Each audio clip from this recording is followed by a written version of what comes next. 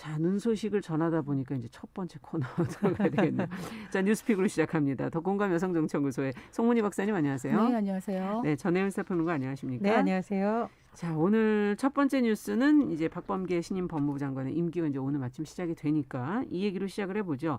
새 장관이 취임을 하면서 사실 임기 내내 바람잘 날이 없었던 추미애 전 장관의 공과를 또 조명하는 보도들이 여기저기서 나오고 있고 추 전 장관의 공과 또 신임 장관의 과제 어떤 것들이 지금 보도가 되고 있는지 먼저 살펴보고 저희 또 얘기해보죠. 송문희 박사께서 좀 정리해 주시겠어요? 네, 지금 말도 많고 탈도 많았다고 했는데 추미애 전 법무부 장관이 됐죠.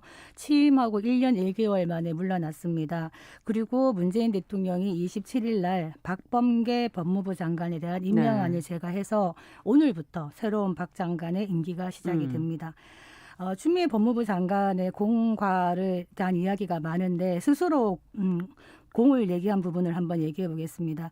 어제 이임식을 하면서 검찰에 대한 통제 권한을 행사해서 검찰의 정상화를 촉구하는 역사적 선례를 만들었다.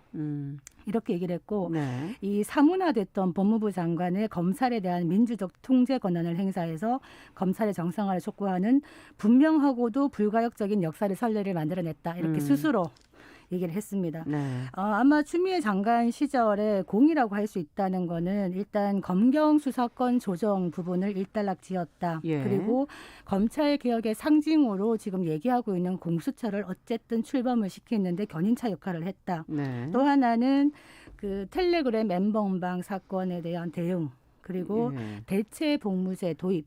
또 하나는 이 부모의 자녀 체벌을 원칙적으로 금지하는 민법 개정안을 성사시킨 것. 그리고 우리가 3%룰이라고 얘기하고 있는 상법 개정안 이런 부분들에 대해서는 공이라고 얘기하는 부분이 이야기가 되고 있는데 과라는 부분에 대해서는 추 장관이 검찰 개혁을 위해서 매진했다고 얘기를 하고 있는데 이 검찰 개혁의 추 장관이 어떤 긍정적인 역할을 했느냐 부정적인 역할을 했느냐 이 부분에 대해서는 견해가 많이 엇갈립니다. 사실 1년 내내 윤 총장과 갈등을 하면서 정치권과 법조계에 많은 비판을 한몸에 받았고 그런 갈등 속에서 정권 지지율도 좀 영향을 미쳤지 않느냐. 그래서 추 장관 개인적으로도 정치적으로 좀 타격이 있을 수 있었다. 네. 이렇게 밝히겠습니다. 네. 자, 그렇다면 신임 장관의 과제까지를 한번 두 분이 같이 보시면서 공과가 나오면 거기에 따라 또 과제가 나오지 않겠습니까? 어떻게 보시는지. 저는 제가 이제 부처나 정치권을 취재하면서 깊이 고민했던 부분이 공직자에 대해서 무엇을 기준으로 평가를 하는 것이 맞느냐였습니다. 네. 왜냐하면 외부에서 보기에는 너무 좋은 장관인데 실제로 들여다보면 일 안 하고 우리 평판관리만 좋은 거죠. 평판관리만 하고 예. 정말 좋은 장관님에서 해보니까 일을 하나도 안 했다. 네. 그래서 당시 청와대에서는 제가 어느 정부인지는 밝히지 않고 당시 청와대에서는 본인 평판 관리하는 장관 이렇게 낙제점을 받았다라는 평가가 있거든요. 그리고 공무원들 중에도 공무원들 사이에서 이렇게 좋은 상사가 없다라고 했는데 그 공무원들이 해결해줘야 될 과제를 안고 있는 민간인들의 얘기를 보면 이렇게 일하는 공무원이 없다. 평가가 엇갈린다. 사실 우리가 공직자를 평가할 때는 그 공직자 공무원이 해야 될 일을 제대로 하느냐에 대한 평가를 좀 우선해 놓자라는 것이 제 견해입니다. 그래서 첫 번째로 검찰개혁 얘기가 나왔는데 사실 개혁이라는 게 조금 모호해요. 그래서 구체적으로 보면 작게라기보다는 첫 번째 법 개정이 되느냐를 봐야겠죠. 검찰개혁이라는 어떤 큰 과제에 있어서 형사소송법 개정안이 2020년 1월 어쨌든 국회를 통과하고 여러 가지 어떤 개정안이 만들어지는 움직임이 만들어졌기 때문에 법적인 틀을 만드는 부분에 있어서는 어쨌든 기여를 했다라고 보고요.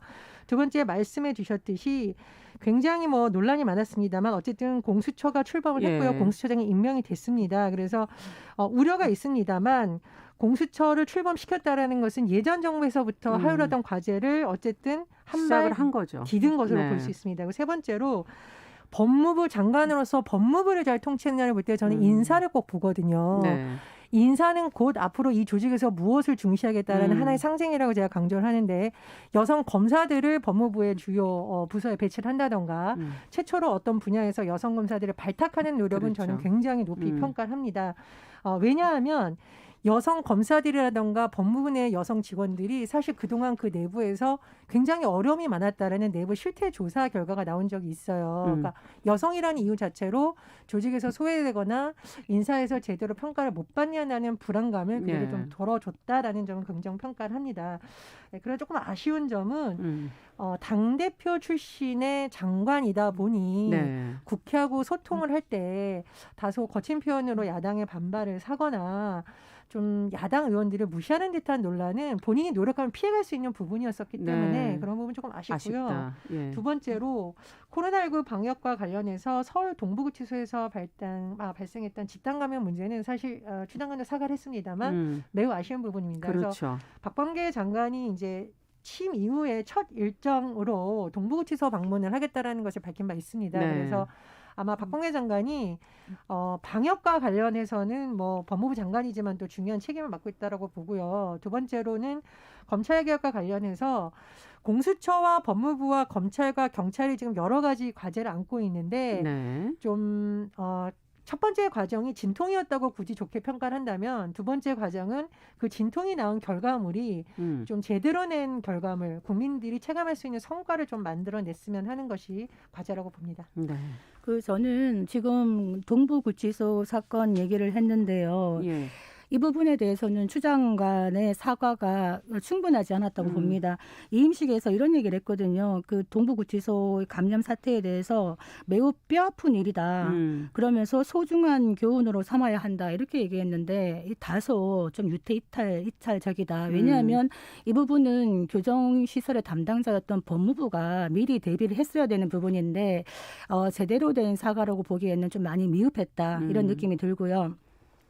검찰 개혁에 대해서 말을 할 수밖에 없는데 추미애 장관이 시임식을 할 때 검찰을 개혁의 대상으로만 치부하지 않고 한 분 한 분을 진심으로 개혁의 동반자로 삼겠다. 이런 얘기를 했는데 네. 지난 1년의 검찰 개혁의 어떤 방법론을 살펴봤을 때는 검찰 자체를 개혁의 대상으로 본 것이 아닌가라는 생각이 들어서 이 얘기를 왜 하냐. 지금 새로운 신임 박범계 장관이 이 부분을 유념을 해서 검찰과의 관계를 잘 조정해야 되지 않겠나.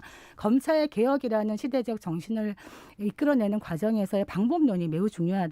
네. 추 장관이 줄탁 동시를 강조하면서 병아리가 알에서 깨어나오려고 할 때 병아리와 어미닭이 안팎에서 서로 쪼아야 된다. 이런 얘기를 했는데 이 검찰 개혁의 과정에서도 검찰 내부의 어떤 자정 노력이나 검찰 스스로의 어떤 그런 기회를 주지 않고 밖에서 너무 심하게 쪼아댄 건 아닌가라는 이런 비판으로서부터 박 장관이 어떻게 해나갈 것인가. 또 하나 공수처 얘기를 지금 했는데 이 또한 말도 많고 탈도 많습니다. 그런데 이왕에 야당의 비토권까지 다 없애고 출범을 하는 공수처가 앞으로 어떤 기능을 할 것인가에 대해서는 국민이 지켜볼 수밖에 없는 것인데 첫 번째 어떤 리트머스 시험지라고 볼 수 있는 게 바로 공수 차장을 누가 올 것이냐. 지금 김진욱 공수처장은 능력 및 자질보다는 사명감을 보겠다. 이런 얘기를 했는데 네. 만약에 정권의 입맛에 맞는 차장이 와서 수사를 한다면은 공수처의 이런 명분은 많이 떨어질 수밖에 없을 것이라 지켜봐야 되겠다. 이런 생각이 듭니다. 네. 저는 한마디만 네, 더 해주시죠. 예. 우리가 도대체 검찰개혁이 우리 사는 삶과 무슨 상관이 있을까라고 하는데 매우 밀접합니다. 지금 추미애 장관이 형사부, 공판부 강화해야 된다라고 하는데 이렇습니다. 형사사건 예를 들면 어떤 사람이 보증금 500만 원에 월세 50만 원짜리 월세를 살아요. 근데 500만 원 사기를 당했어요. 네. 이 사람은 당장 길거리에 내앉을 상황이 되는 겁니다. 이런 사건을 다루는 곳이 형사부죠. 그런데 그동안에 특수부라고 해서 뭐 정권 관련된 그렇죠. 거, 뭐 대기업 관련된 사건을 다루는 사람들이 많이 좀 뭐 발탁이 되고 그런 사람들이 언론의 주목도 받고 그러면서 네. 뭐 라인도 생기고 이런 관행이 사실 많았다는 비판이 안팎에서 제기가 됐었거든요. 그래서 형사부, 공판부를 강화하겠다라는 것은 박범계 신임 장관이 후보자 시절 청문회에서도 강조한 부분입니다. 그러나 사실 500만 원짜리 어떤 사건을 범인을 잡아서 해결했다고 해서 언론이 주목하지도 정권에서 그것을 바라보진 않습니다. 그러나 사실 국민들에게는 너무 중요한 것이 형사부 공판부입니다. 그래서 저는 박범계 장관이 이런 부분에 있어서 많이 신경을 썼으면 하는 바람이고요. 두 번째로 여성 인사들이 적었던 조직에서 여성 인사를 발탁하면 내부의 반발이 사실 많습니다. 일반적으로. 그렇죠. 그러나 그런 부분에 있어서 필요성이 있기 때문에 박범계 장관도 그런 부분에 있어서는 다양한 인재를 발탁을 하고 또 인사에서 소외됐던 이런 부서라든가 여성 인재들을 조금 더 발탁하는 모습 보여줬으면 합니다. 저는 딱 한마디 더 덧붙이고 싶은 게 네. 검찰이 국민의 검찰로 다시 태어나야 된다라는 거는 아주 명백한 과제입니다. 그런데 이 과정에 이제 이런 모든 것들을 지휘할 수 있는 박범계 장관, 그러니까 중요한 것이죠. 법무부 장관이라는 자리가 저스티스라는 얘기를 하잖아요. 그런데 27이라는 숫자를 얘기 안 할 수가 없네요. 27. 27 무슨 의미인가요? 무슨 지금 이야기? 아마 야당 네. 동의가 잘 안 된 청문회 지금 말씀하시는 문재인 정부에 들어와서 그러니까 청문 보고서가 인사청문회 청문 보고서가 네. 여당 단독으로 채택되거나 채택이 불발되면서 임명에 강행한 숫자가 27입니다. 살펴봤더니 노무현 정부 3명, 이명박 정부 17명, 박근혜 정부 10명이었어요. 그렇다면 앞으로 남은 임기까지 생각한다면 더 많아질 텐데 이것은 분명히 이 협치에는 좀 반하는 일이고 물론 뭐 야당이 발목 잡기 한다라는 비판할 수 있습니다만 야당이 많은 의혹을 제기하고 했을 때 인사청문회 채택 보고서가 채택되지 못했음에도 불구하고 많은 사람들을 임명한다는 건 분명히 문제가 있다. 근본적으로는 인사청문회 자체를 왜 하느냐 그러려면 그냥 통과 의뢰로 할 것이는 왜 하느냐. 노무현 정부 때 인사청문회 대상을 모든 국무위원으로 했습니다. 네. 그게 바로 노무현 정부였는데 그렇다면 이렇게 형해화된 인사청문회를 왜 하느냐. 보고서가 채택되지 않아도 일정한 시간이 20일이 지나고 나면 그냥 임명을 강행할 수 있다면은 이런 인사청문회 필요 없다. 이 규정 자체를 없애거나 인사청문회를 제대로 할 수 있는 실효성 있는 방법을 꼭 만들어야 된다. 이 얘기 드리겠습니다. 저는 네. 이 부분에 대해서 한마디 붙일 수밖에 없는 게 박범계 장관 후보자에 대한 청문회를 야당이 셀프 청문회를 해서 단독으로 했죠. 네. 그래서 거기서 사건을 검찰이 무혐의로 종결을 했거나 법원에서 판결이 난 부분을 다시 다뤘습니다. 청문회가 소송이 이제 마무리됐거나 판결난 사건을 다시 물어보는 장인가요? 말씀해 주셨듯이 도덕성이라든가 법무부 네. 장관으로서의 자질이라든가 이런 것을 제대로 묻는 장이 못 됐다라는 비판도 많거든요. 그래서 저는 야당과 협치가 매우 중요한데 여당이 협치 안 해준다고 야당이 이렇게 하는 거는 국회의 권위를 또 스스로 무너뜨리는 부작용이 있을 수 있습니다. 그래서 야당도 청문회를 통해서 정말 국민들이 알고 싶은 저 사람이 법무부 장관으로서 어떤 생각을 갖고 있고 어떤 자질을 갖고 이런 부분을 조금 더 검증했으면 어땠을까 하는 아쉬움이 듭니다. 저는 야당 편 들고 싶은 생각이 1도 없습니다. 그런데 이번 박 장관 청문회 같은 경우 살펴봤을 때 이 공직자 재산 신고 누락, 법무법인 출자 이해 충돌, 고시생 폭행 의혹 이런 많은 논란이 있었기 때문에 사실은 청문회에서 증인이나 참고인 조사가 중요했는데 이번 청문회에서도 증인이나 참고인 단 한 명도 나오지 않았습니다.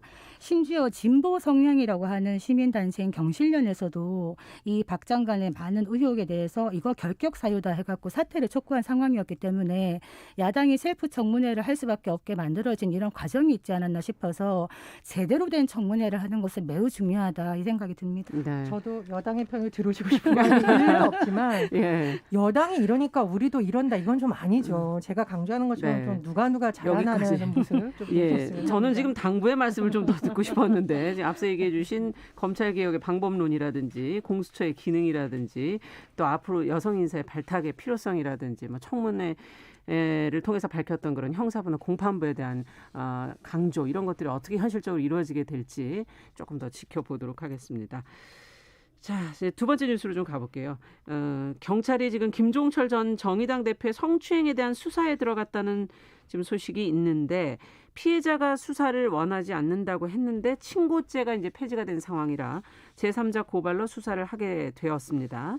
자, 이래서 2차 가해 논란이 지금 일고 있는데 관련된 내용을 좀 살펴보면서 저희가 친고죄 폐지가 어떤 의미가 있는 것인지 그리고 여기에서의 피해자의 의견이 과연 얼마나 또 중요한 것인지 저희가 한번 또 좀 생각해보는 시간이 됐으면 좋겠어요.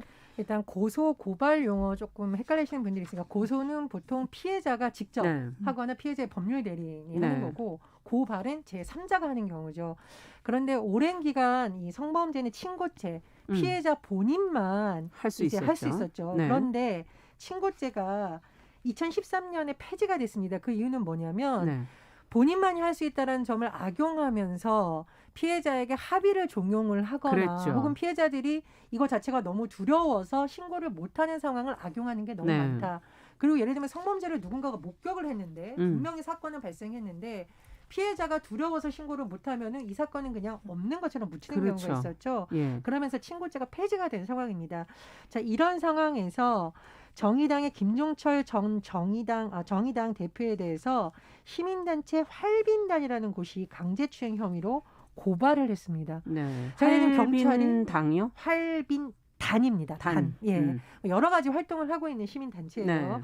자, 그런데 경찰이 굉장히 고민이 많은 것이 네. 일단은 고발에 들어왔으면 수사를 해야 되는데요. 그렇죠. 조사를 하는 과정을 보면 활빈단 관계자들도 조사를 하겠죠. 이것이 어떻게 왜 고발하게 된 것이냐. 고발하느냐. 예. 그리고 가해자인 정의당 김종철 전 당연히, 대표도 예. 조사를 하겠죠. 그런데 일반적으로 피해자도 불러서 조사를 하게 됩니다. 그렇죠. 자, 이런 경우에는 피해자가 이 조사를 원하느냐 원치 않느냐가 매우 중요하겠죠. 근데 정의당의 장혜영 의원 같은 경우에는 이번 어떤 고발에 대해서 일상으로의 복귀를 방해하는 경솔한 처사다. 이렇게 굉장히 반발하고 있습니다. 네. 그래서 경찰로서도 피해자 보호가 우선인데 이 피해자가 수사를 원치 않는다고 하니 어떻게 할지 참 고민이다라는 것을 언론을 통해서 지금 밝혔는데 네네. 지금 여러 가지 좀 이 상황을 보면 이게 일반적인 성범죄 사건과 조금 차이가 있는 것이 일단은 정의당 내에서 조사가 됐었죠. 그리고 피해자가 이것을 형사 고소를 하지 않겠다라는 입장을 공개적으로 밝힌 바가 있습니다. 네. 그러나 일부 정치인들이 친고죄 폐지가 됐는데 그런데 해야 되는 거 아니냐라고 주장을 하고 있어서 또 다른 네. 논란이 제기되고 있습니다. 네. 자, 지금 이 부분을 어떻게 상황을 들여다봐야 될지 두 분 말씀을 좀 들으면서 같이 고민을 좀 해보죠. 이 한마디로 피해자 존중이 없는 제3자의 고발이라고 보여집니다. 피해 당사자인 장혜영 의원이 어떤 말을 했느냐. 피해 당사자인 제가 공동체적 해결을 원한다는 의지를 명백하게 밝혔고 네. 그런데 다른 단체가 자기와의 어떤 의사소통이 없이 일방적으로 저의 의사를 무시한 채 형사고발을 진행한 거에 예. 큰 유감을 표한다.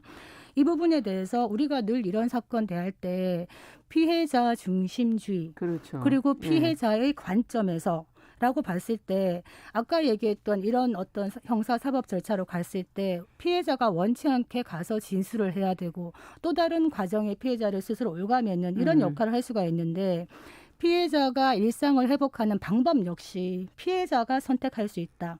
특히 이번 건 같은 경우에는 정의당이라는 공동체가 같이 해나가기로 했기 때문에 명시적으로 먼저 그 과정을 살펴보고 미흡하고 피해자가 원한다면 얼마든지 형사사법 절차로 갈 수가 있는 것인데 네. 앞서서 제3단체가 이렇게 하는 거는 또 다른 2차 가해일 수도 있다. 이런 부분에 대한 이야기를 드리고 싶고 일부 운동 어떤 정치권에서 장혜영 의원에 대해서 그리고 정의당에 대해서 신고죄 폐지에 앞장섰던 게 정의당이 아니냐 이런 얘기를 하고 있는데 신고죄 폐지의 취지가 피해자가 원치 않는 거를 강제하지 못한다는 겁니다. 네. 그렇기 때문에 신고죄 폐지 취지부터 살펴보라 이런 얘기를 하고 있고 구체적인 피해 사실이 지금 원래 나오고 있지 않습니다. 성추행이라고 얘기를 하지만 구체적으로 어떤 행위를 했느냐조차도 나오지 않고 있는 이유 역시 피해자의 의사를 존중하기 때문인 그렇죠. 겁니다.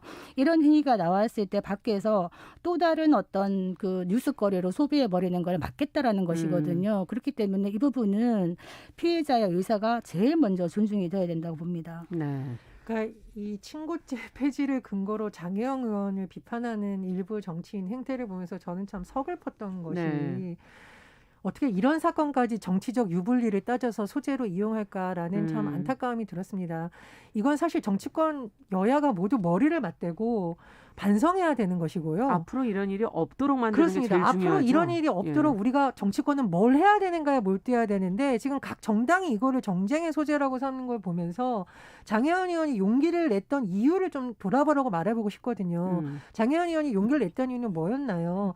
더 이상은 이런 피해가 발생하지 않아야 된다. 그렇죠. 그리고 일상으로 돌아가기 위해서 많은 여성들을 응원해주고 싶은 마음도 저는 있었다고 생각을 합니다. 그래서 지금은 정치권도 지지와 연대를 통해서 문제 해결에 앞장서야 되는 데지 이것을 가지고 친고죄 운운하면서 말도 안 되는 논리를 펼 때가 아니라고 생각을 하고요. 두 번째로 친고죄 폐지 다시 한번 말씀을 드리면 예를 들면 이제 장애가 있는 아이, 말을 못하는 아이가 뭐 성범죄를 당했을 때 본인이 직접 어떤 경찰의 도움을 요청하기 어렵거나 이랬을 경우에 제3자들이 도움을 준다거나 말씀해 주셨듯이 정말 안타까운 일인데 가족 간의 성범죄가 일어났어요. 이웃이 알고 있는데 가족들이 고소고발하지 말라고 압박을 네. 했을 경우 그것을 목격했던 이웃들이라도 이것을 나서게 해주기 위해서 친고죄를 폐지한 것이거든요.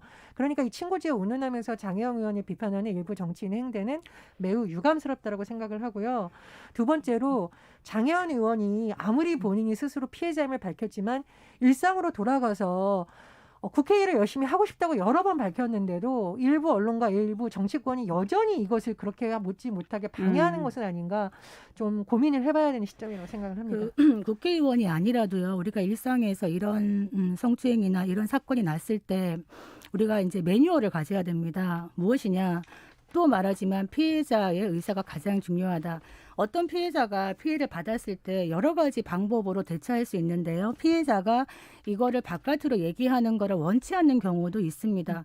그렇다면 마음의 준비가 되지 않는 피해자에게 바깥에서 내가 대신 해줄게라고 강제하는 것 역시 이 피해자에겐 가해가 될 수 있다. 매우 섬세한 부분이거든요. 그런데 피해자가 원하지만 어떤 조직의 환경이나 공동체의 환경이 받쳐주지 않아서 이번 정의당은 뭐 그렇게 하지 않습니다만 이런 경우는 흔치는 않거든요. 그렇다면 그런 부분에 대해서는 같이 맞춰줄 필요가 있기 때문에 제3자의 조력이 필요하죠. 그렇기 때문에 이거는 사건 대 사건으로 사실은 케바케로 봐야 되는 부분이 아닌가 이런 생각은 듭니다. 어쨌든 피해자의 관점에서 봐야 할 사안과 가해자의 처벌이라는 부분에서의 봐야 할 사안이 분명히 있는 것 같고요. 그 부분에서 지금 이제 가해자 처벌은 제대로 될 것인가 하는 부분에 우려들을 하시는 것 같은데 그건 내부 공동체에서 어떤 결과가 나오는지 저희 아직까지는 완전한 결과를 보진 않았기 때문에 조금 더 기다려서 그 결과를 보고 그 후에 이제 피해자의 생각에 따라서 결과가 나와야 되는 게 아닐까 하는 그런 생각도 들기도 하고요.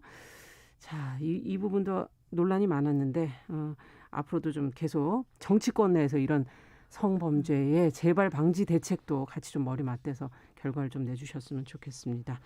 오늘 시간이 없어서 여기까지 3번 뉴스 중요한데 저희 못 가고 다음에 또 하도록 하죠. 자, 뉴스픽 전혜연 평론가, 더공감 여성정치연구소 송문희 박사 두 분 수고하셨습니다. 감사합니다. 감사합니다. 네, 정용실의 뉴스 브런치 듣고 계신 지금 시각 10시 31분 향해 가고 있고요. 라디오 정보센터 뉴스 듣고 오겠습니다.